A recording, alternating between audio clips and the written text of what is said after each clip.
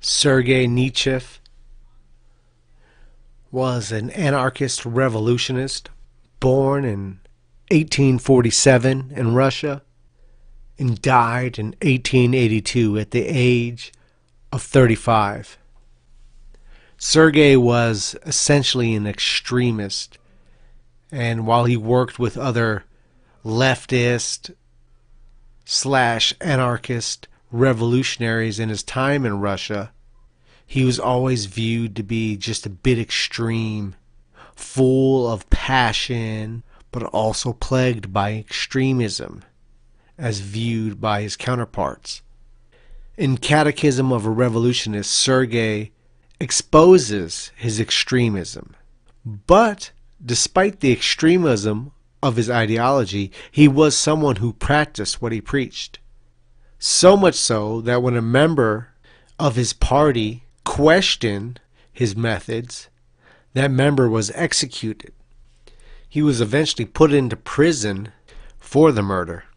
While in prison, the commandant had come in and offered him a deal that if he would essentially become a paid informant for them, that he can get released from his 20-year sentence. And Sergey, as you would imagine he would, responded by socking the commandant in the face, which led, I imagine, to many tortures and beatings in his jail cell after that. But they had shackled his hands and feet from there on out, and a few years later he would end up dying of disease and sickness in his cell at the age of 35, which no doubt was a result of the treatment he got after he socked the commandant in the face for offering him the deal of becoming a snitch for the system. I guess they didn't read the Catechism of the Revolutionist and understand who they were dealing with. Whatever can be said about the man and his politics and his life, what cannot be denied was his fanaticism and his passion for his beliefs and his dedication to sacrifice all to bring those beliefs into fruition. So let's get into a little bit of what Sergey thought the mind of the revolutionist should be made of. From Chapter 2 of Catechism of the Revolutionist. The duties of the revolutionary toward himself. 1. The revolutionary is a doomed man. He has no personal interests, no business affairs, no emotions, no attachments, no property, and no name. Everything in him is wholly absorbed in a single thought and a single passion for revolution. 2. The revolutionary knows that in the very depths of his being, not only in his words but also in his deeds, he has broken all the bonds which tie him to the social order and the civilized world with all its laws, moralities, and customs, and with all its generally accepted conventions. He is their implacable enemy, and if he continues to live with them, it is only in order to destroy them more speedily. 3. The revolutionary despises all doctrines and refuses to accept the mundane sciences, leaving them for future generations. He knows only one science, the science of destruction. For this reason, but only for this reason, he will study mechanics, physics, chemistry, and perhaps medicine. But all day and all night he studies the vital science of human beings, their characteristics and their circumstances, and the phenomena of the present social order. The object is perpetually the same, the surest and quickest way of destroying the whole filthy order. So essentially, and what you'll get at when reading Nechaev's works, is that the mind of the revolutionist is that of the fanatic. You have to be obsessed with revolution. You have to be obsessed with destroying the order that exists. 4. The revolutionary despises public opinion. He despises and hates the existing social morality in all its manifestations. For him, morality is everything which contributes to the triumph of the revolution. Immoral and criminal is everything that stands in its way. 5. The revolutionary is a dedicated man, merciless towards the state and towards the educated classes, and he can expect no mercy from them. Between him and them there exists, declared or concealed, a relentless and irreconcilable war to the death. He must accustom himself to torture, and Nietzsche lived to that. For however extreme Nietzsche was, what cannot be said was that he did not live up to his extremism. Even in death, as he faced the torture, this man of 35 years old did not break. What he has written and what he spoke about and what he preached may not have been followed and picked up by everyone else. It was something he lived to and died for. 6. Tyrannical towards himself. He must be tyrannical towards others. All the gentle and enervating sentiments of kinship, love, friendship, gratitude, and even honor must be suppressed in him and give place to the cold and single-minded passion for revolution. For him, there exists only one pleasure. On consolation, one reward, one satisfaction, the success of the revolution.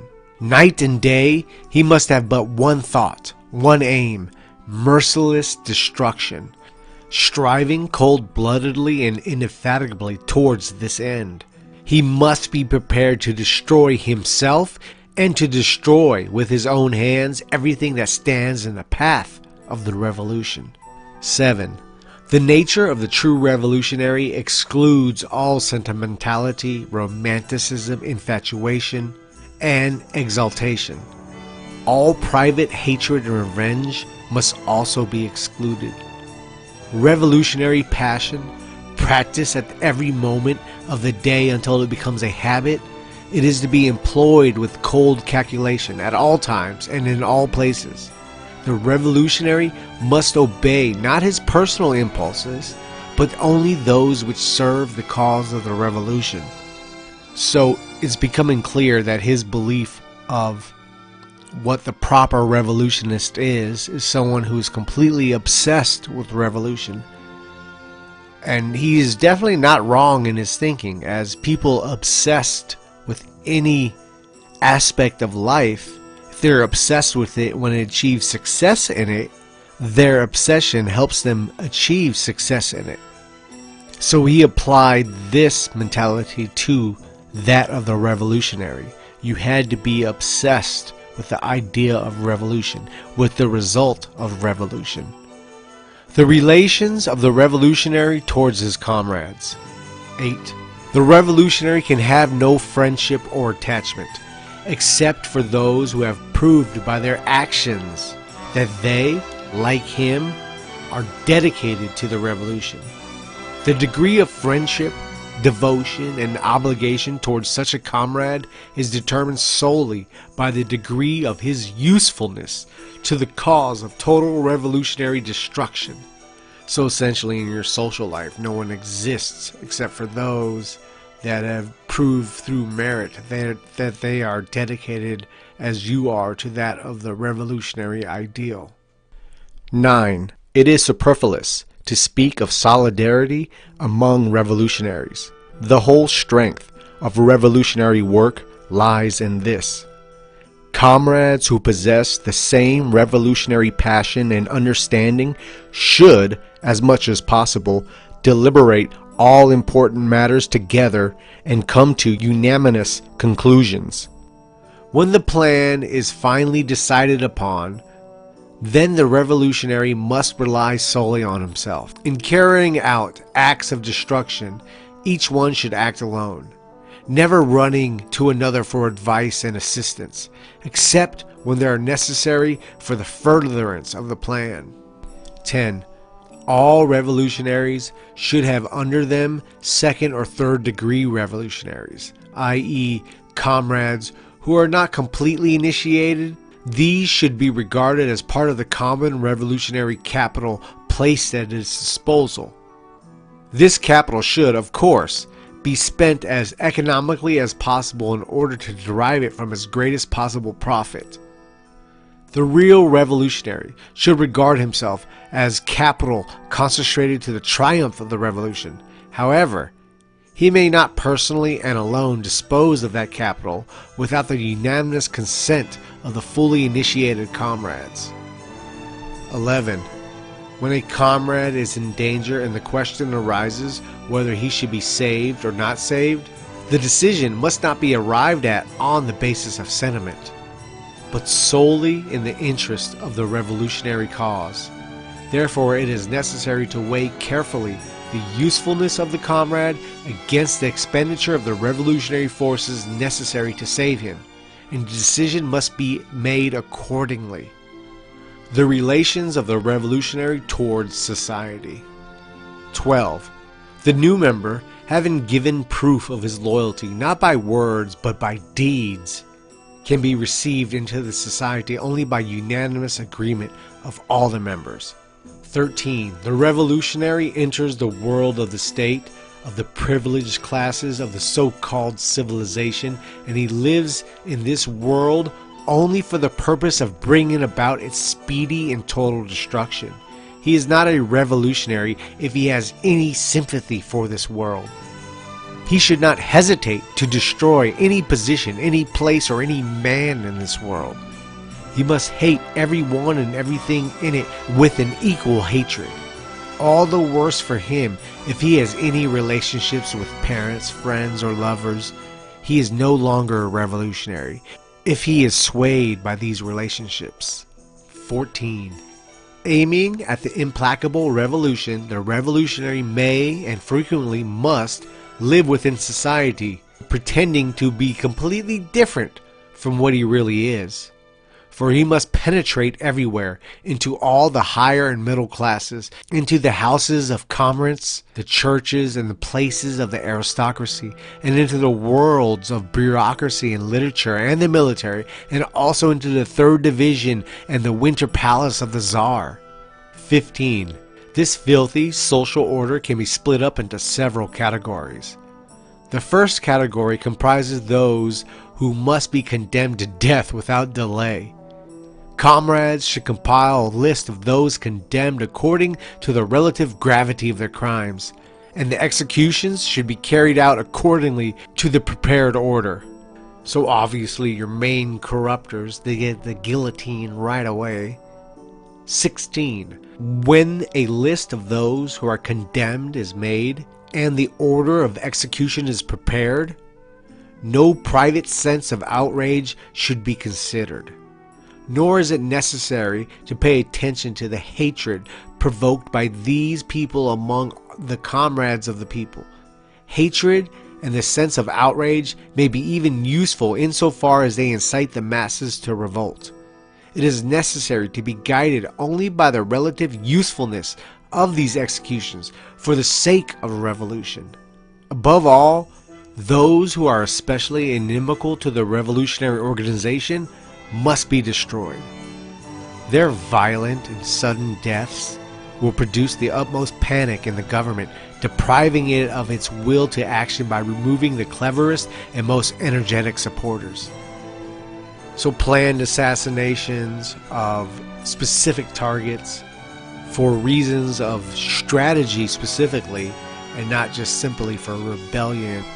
17. The second group comprises those who will be spared for the time being in order that, by a series of monstrous acts, they may drive the people into an inevitable revolt. So useful idiots. Step 1, kill the people that are most effective at promoting the current system. Step 2, don't kill the people that are most effective at pissing people off at the current system.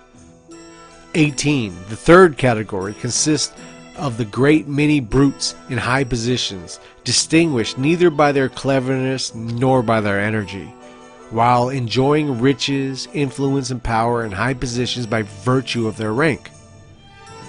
These must be exploited in every possible way.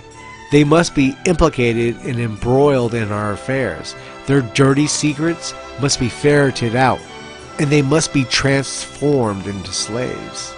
Their power, influence, and connections, their wealth and their energy will form an inexhaustible treasure and a precious help in all our undertakings. So people they can blackmail or use to reach their greater goal. 19. The fourth category comprises ambitious office holders and liberals of various shades of opinion.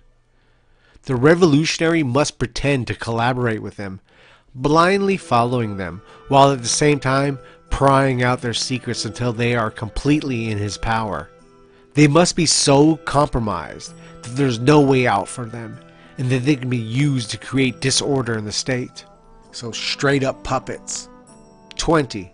The fifth category consists of those doctrinaires, conspirators, and revolutionists who cut a great figure on paper or in their cliques. They must be constantly driven on to make compromising declarations. As a result, the majority of them will be destroyed, while a minority of them will become genuine revolutionaries. 21. The sixth category is especially important. Women. They can be divided into three main groups. First, those frivolous, thoughtless, and vapid women whom we shall use as we use all third and fourth category of men. Second, women who are adherent, capable, and devoted, but whom do not belong to us because they have not yet achieved a passionless and austere revolutionary understanding. These must be used like the men of the fifth category.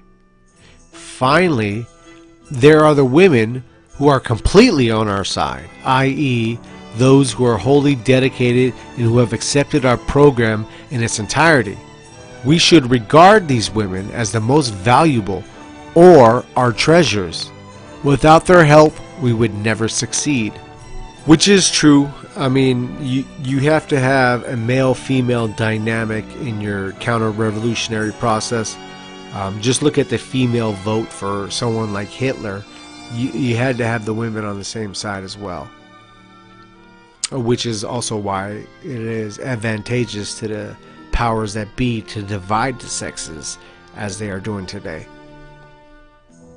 The attitude of the society towards the people. 22. The society has no aim other than the complete liberation and happiness of the masses, i.e., of all the people who live by manual labor. Convinced that their emancipation and that the achievement of this happiness can only come about as a result of an all-destroying popular revolt, the society will use all its resources and energy towards increasing and intensifying the evils and miseries of the people until at last their patience is exhausted and they are driven into a general uprising. Common theme of reactionary revolution: it has to get worse before it gets better. 23. By a revolution, the society does not mean an orderly revolt according to the classical Western model, a revolt which always stops short of attacking the rights of property and traditional social systems of so-called civilization and morality. Until now, such a revolution has always limited itself to the overthrow of one political form in order to replace it by another, thereby attempting to bring about its so-called revolutionary state. The only form of revolution beneficial to the people is one which destroys the entire state to the roots and exterminated all the state traditions, institutions, and classes in Russia. He's exposing his anarchism here. 24. With this end in view, the society therefore refuses to impose any new organization from above. Any future organization will doubtless work its way through the movement and life of the people, but this is a matter of future generations to decide. Our task is a terrible, total, universal, and merciless destruction. Let's examine what he says there. With this end in view, the society therefore refuses to impose any new organization from above. Any future organization will doubtless work its way through the movement and life of the people. But this is a matter of future generations to decide. So any future organization will doubtless work its way through the movement of people. So the anarchist is acknowledging that organization will come about, but he thinks it will manifest organically once they've destroyed the aristocracy, once they've destroyed the system that a newer system will be created through the people, and it will be something that is more beneficial to the people and the society. But his main ideology, his main presence in life, when he views the revolutionaries' presence in life, is that of destroying what currently exists. And that's his only thought process, his only mentality is that. 25. Therefore, in drawing closer to the people, we must all make common cause with those elements of the masses which, since the foundation of the state of Muscovy, have never ceased to protest, not only in words but in deeds, against everything directly or indirectly connected with the state, against the nobility, the bureaucracy, the clergy, the traders, and the parasitic kulaks. We must unite with the adventurous tribes of the brigands, who are the only true genuine revolutionaries in Russia. What he means by that is pretty much criminals and robbers and just taking the violent, action-oriented position, essentially. And finally, 26, to wield the people into a single, unconquerable, and all-destructive force. This is our aim, our conspiracy, and our task. So he was hell-bent on creating this just destructive, violent force to tear down the system piece by piece, bullet by bullet, murder by murder. As was said of him, that he suffered of all the rage from a serf towards his masters, and that's probably what motivated him and drove him in his life, which meant his essentially violent end. But I do think, even though he is a bit extreme and unrealistic, there's something to be said about the passion and the focus of Sergey Nechayev that gives validity to his theories on revolution, and especially how he conducted his life and lived up to what he preached. Makes him a person where his thoughts and his ideals and how he lived his life should all be considered and remembered. For further reading, check out the Catechism of a Revolutionist. To what of that one may apply to his life to become truly revolutionary in mentality.